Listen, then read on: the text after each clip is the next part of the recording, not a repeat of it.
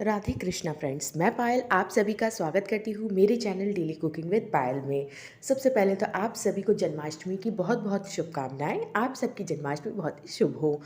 So guys, आज मैं आपके लिए जन्माष्टमी स्पेशल प्रसाद की रेसिपी लेकर के आई हूँ, जो कि हम सभी के घरों में बनती ही है, लेकिन बनाना इसे बहुत थोड़ा सा मुश्किल लगता है लोगों को। लेकिन मैं आज आपके लिए एक ऐसी रेसिपी लेकर के आई हूँ जिससे आपकी इसी तरह की परफेक्ट हमारी जो मेवा पाक है वो बन करके तैयार होगा। ये देखिए बिल्कुल परफेक्ट निकल के आई है। आप देख सकते हैं बिल्कुल कितनी सॉफ्ट और स्मूथ इसका टेक्सचर है, और तोड़ने से ही आपको पता चल रहा है कि कितनी बिल्कुल मक्खन जैसी बनी है। ना ही ये हार्ड हुई है, ना ही ये बहुत ज़्यादा सॉफ्ट है। ये सॉफ्ट से मतलब मेरा यह है कि सॉगी नहीं है, बिल्कुल हमारी जो परफेक्ट बनती है ना, मुंह में घुल जाने वाली कतली, बिल्कुल वैसी ही बन करके तैयार हुई है। तो चलिए रेसिपी स्टार्ट करते हैं। अच्छी लगे तो लाइक शेयर और सब्सक्राइब ज़रूर कीजिएगा। इसके लिए मैंने यहाँ पे एक कढ़ाई में थोड़ी सी मेवा हम भूनेंगे। मेवा आप जितनी डालना चाहें, आपकी इच्छा है, आप उतनी ही ले सकते हैं। सबसे पहले मैं यहाँ पे घी जब हल्का गर्म हो जाए तब हम यहाँ पे हमारे जो बादाम थे उनको तल लेंगे।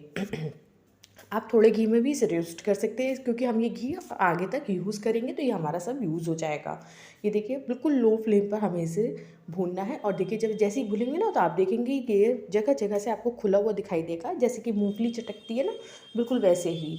और ऐसा चटकती है लो फ्लेम पर, तो इसका मतलब आपका जो बादाम है बहुत ही अच्छा परफेक्ट हमारा भुन करके तैयार हुआ है, सिक करके तैयार हुआ है। हल्का कलर आए तो निकाल लें, और उसी घी में दोबारा से काजू और जो थोड़े से पिस्ता मैंने लिए थे उन्हें भी मैं इस तरह से फ्राई कर लूँगी। बहुत ही जल्दी ये फ्राई हो जाते हैं। ये देखिए मात्र 1 से 2 मिनट में ही बहुत ही अच्छा कलर आ जाता है। पूरा ध्यान रखें बिल्कुल भी इसे छोड़ करके ना जाए, नहीं तो कलर बहुत डार्क हो सकता है। इसी में मैं थोड़ी सी किशमिश डालूँगी। किशमिश को तलते समय थोड़ा सा ध्यान रखना पड़ता है। ये देखिए जैसे, क्योंकि ये फूलती है तो फूल के फट भी सकती है, इसलिए बहुत ज़्यादा इसे ना भूनें और बहुत हल्का सा कलर आते ही निकाल लें, नहीं तो ये बहुत डार्क हो जाती है और टेस्ट में कड़वापन देती है। इन्हें भी मैं हल्का कलर आने पर निकाल लूँगी। ये देखिए इस तरह के कितना प्यारा कलर आया है सब पर। अब उसी घी में मैं यहाँ पे फ्राई करूँगी हमारे मखाने। ये जो रोस्ट कर दूँगी ना, बिल्कुल क्रिस्प क्रंची होने तक रोस्ट करूँगी। और ये देखिए इसे रोस्ट करने से पहले, क्योंकि हम इसे प्रसाद बनाएंगे, इसको क्लीन करना बहुत ज़रूरी है। बरसातों का मौसम होता है ना, तो इनमें जाले हो जाते हैं, यहाँ तक कि कीड़े भी पड़ जाते हैं। इसलिए इस तरह से खोल करके आप सभी मखाना चेक कर लें, जैसे मैंने किए हैं। और ये देखिए जब ये बिल्कुल करारे हो जाए ना, इस तरह के बिल्कुल क्रिस्पी करारे से, बिल्कुल लो फ्लेम पे आप इसे 4 से 5 मिनट भूनिए। समय लगता है लेकिन बहुत ही बढ़िया इसका रिजल्ट भी आता है। जब ये करारे हो जाएं तो इन्हें हम निकाल लेंगे। अब उसी कढ़ाई में मैंने लिए हैं थोड़े से पोस्त, जिसे हम कहते हैं पोपी सीड्स, यानी कि खसखस। और ये यहाँ पे लिया है ये मींग का पाउडर। जो खरबूजे की मींग होती है ना, उसे भी मैंने इसी तरीके से ड्राई रोस्ट कर लिया था, जैसे मैं इसे कर रही हूँ। और उसके ड्राई रोस्ट होने के बाद जब वो ठंडा हो जाए तो उसे पीस लीजिए इसी तरीके का। तो ये हमारा मींग का जो बिल्कुल स्मूथ पाउडर है ना, बन करके तैयार हो जाएगा, जो इसे हमने खरबूजे की मींग से बनाया है। इसी की वजह से हमारी कतली में बहुत ही अच्छी सॉफ्टनेस रहती है। कुछ नहीं करना होता, बस इसी तरह से ड्राई रोस्ट आप इसे कर लीजिए और ठंडा होने पर उसे ग्राइंड कर लीजिए। और ये देखिए जो हमारा ये खसखस है, इसे भी मैंने धो करके साफ़ करके रखा है, क्योंकि हम इसे प्रसाद में यूज़ करेंगे, इसलिए इसकी क्लीनिंग बहुत ज़रूरी है। और अगर इसमें ज़रा भी मिट्टी होगी ना, तो वो खाने में अच्छी नहीं लगेगी, कतली का स्वाद बिगाड़ेगी। इसलिए इसका क्लीनिंग का ध्यान आप बहुत ज़्यादा रखें। और ये देखिए जब ये हल्के सिकने लगेगा तो ये देखिए लो फ्लेम पर इस तरह से खिलने लगती है, जैसे हमारे पॉपकॉर्न खिलता है ना, बिल्कुल इसी तरीके से। और बहुत ही जल्दी ये सिक जाती है, इसलिए इसे देखिए बहुत हल्का सा कलर चेंज आपको लग रहा होगा, बस इसी स्टेज पे आप इसे निकाल लें, नहीं तो ये बहुत डार्क हो जाएगी और ये ख़राब लगेगी फिर। और लिया है यहाँ पे मैंने गोला। सूखा गोला हम सभी के घरों में होता ही है। मैंने इसी को यूज़ करा क्योंकि इसका टेस्ट ज़्यादा अच्छा रहता है। अगर आप इसे ना यूज़ करें तो आप इसकी जगह गोले का बुरादा भी यूज़ कर सकते हैं। 1 से 1.5 कटोरी आप यहाँ पे ले सकते हैं उसे। और लेकिन मैं यहाँ पे सूखा गोला इस्तेमाल करूँगी, जिसको मैं ग्राइंड करूँगी। आप चाहें तो कद्दूकस भी कर सकते हैं। बारीक बारीक काट करके इसे हम मिक्सी ग्राइंडर जार में ग्राइंड कर लेंगे। देखिए इस तरह का स्मूथ हमारा जो पाउडर है बनकर के तैयार हो जाएगा, बिल्कुल दरदरा सा। और अब हम इसे भी ड्राई रोस्ट करेंगे, क्योंकि जो हमने सूखा गोला लिया है उसमें अपना ही नेचुरल ऑयल होता है, हमें यहाँ पे घी की ज़रूरत नहीं है। अगर आप गोले का बुरादा लेते हैं तो यहाँ पे आप 1 से 2 चम्मच घी का इस्तेमाल कर सकते हैं। प्रसाद देसी घी में ही बनता है, इसलिए इसे देसी घी में ही बनाएं तो ज़्यादा अच्छा होगा।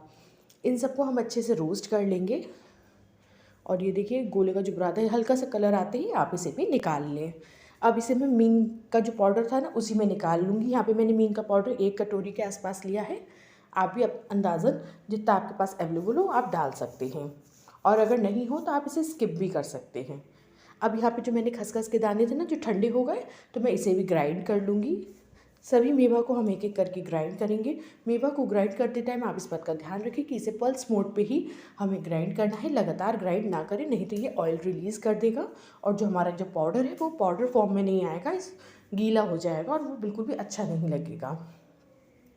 ये देखिए है ना, भूनते टाइम कितनी लाइट लग रही थी और अब कितनी डार्क हो गई है, इसलिए बिल्कुल भी डार्क मत कीजिएगा, बहुत ही ध्यान से खसखस को फ्राई कीजिएगा। और ये अब यहाँ पे हमारे जो मेवा हैं इन्हें भी हम पल्स मोड पे ग्राइंड कर लेंगे। आप चाहें तो इसे बेलन की सहायता से कूट भी सकते हैं, क्योंकि बहुत ही अच्छे करारे हैं, मात्र 1 सेकंड में ही ये हो जाते हैं।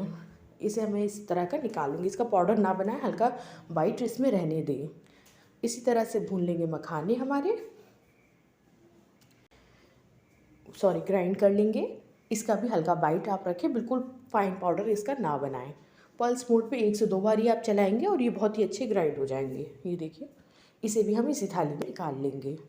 सो गाइज़, इस तरह से हमारी सभी चीज़ें ग्राइंड हो चुकी हैं और हमने इसे थाली में निकाल लिया है। अब आप मिक्सी का जार पूरा क्लीन कर लें और ये हमारा अच्छे से मिक्स कर लें सभी पाउडर को।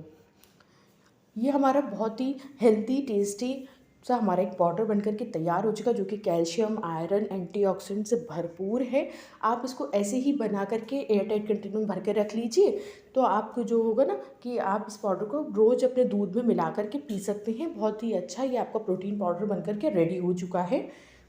समझ रहे गाइस, बहुत ही ज़्यादा हेल्दी है, आप ऐसे भी इसे इस्तेमाल कर सकते हैं। अब हम इसकी बनाएंगे कतली, लेकिन कतली बनाने के लिए आप इसे यहाँ पे गुड़, खजूर, चीनी या फिर धागे वाली मिश्री का भी इस्तेमाल कर सकते हैं। मैं आपको यहाँ पे चीनी से ही बना करके दिखाऊंगी कि चीनी से कतली किस तरह से बनाते हैं। बिल्कुल परफेक्ट रेशियो बताऊँगी, जिससे आपकी परफेक्ट बिल्कुल कतली बन करके तैयार होगी। सो गाइस, चलिए आगे का प्रोसेस देख लेते हैं। इसको अब कतली बनाने के लिए हमें क्या करना होगा ना, लेनी होगी अपने घर की 1 कटोरी। थोड़ा सा इलायची पाउडर डाला है, आप पसंद करें तो ज़रूर डालें। कोई भी 1 कटोरी सेट कर लीजिए, उसी से हम ये वाला पाउडर नापेंगे और उसी से हम चीनी नापेंगे। अब क्या करना होता है ना, जितना हमारा ये पाउडर होता है उतनी ही हमें चीनी लेनी है और उसकी आधी हमें चीनी लेनी है और उसका आधा चीनी का आधा हमें पानी डालना है। नहीं आया ना समझ में, अभी बताती हूँ। हम पहले पाउडर को नाप लेते हैं। इसके लिए मैंने यहाँ पे कटोरी में इस तरह से, ये देखिए, भर भर के मैं इसे दूसरी थाली में निकालती जाऊँगी, ताकि हमें पता चल सके कि हमारा जो पाउडर है वो कितना है। ये देखिए, ये हो गया दूसरी कटोरी। इसी तरीके से मैं यहाँ पे तीसरी कटोरी भरूँगी, उसे भी निकाल दिया है और लगभग 1 कटोरी ही हमारा इसमें रह गया है। सो गाइस, आप देख सकते हैं कि इस तरह से हमारी ये 4 कटोरी के लगभग ही हमारा जो पाउडर था वो बन करके तैयार हुआ है। जितना भी आपका पाउडर बने आप उतने के हिसाब से ही अपना बना सकते हैं। अब यहाँ पे मेरे 4 कटोरी है, तो मैं यहाँ पे 2 कटोरी चीनी की चाशनी बनाऊँगी। अगर आपका पाउडर उतना कम है तो आप उसके हिसाब से एडजस्ट कर लें। यहाँ पे 2 कटोरी भर कर के मैंने चीनी डाली है। बिल्कुल भी कंजूसी ना करें, भर कर ही डालें। चाशनी अगर कम होगी तो कतली अच्छी नहीं बनेगी। अब 1 कटोरी पानी डाला है भर करके और इसे चलाते हुए हम इसे मेल्ट कर लेंगे।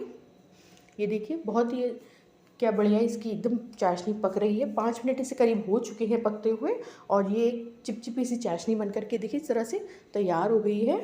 लेकिन हमें इसे अभी 4 से 5 मिनट और इसे पकाना है।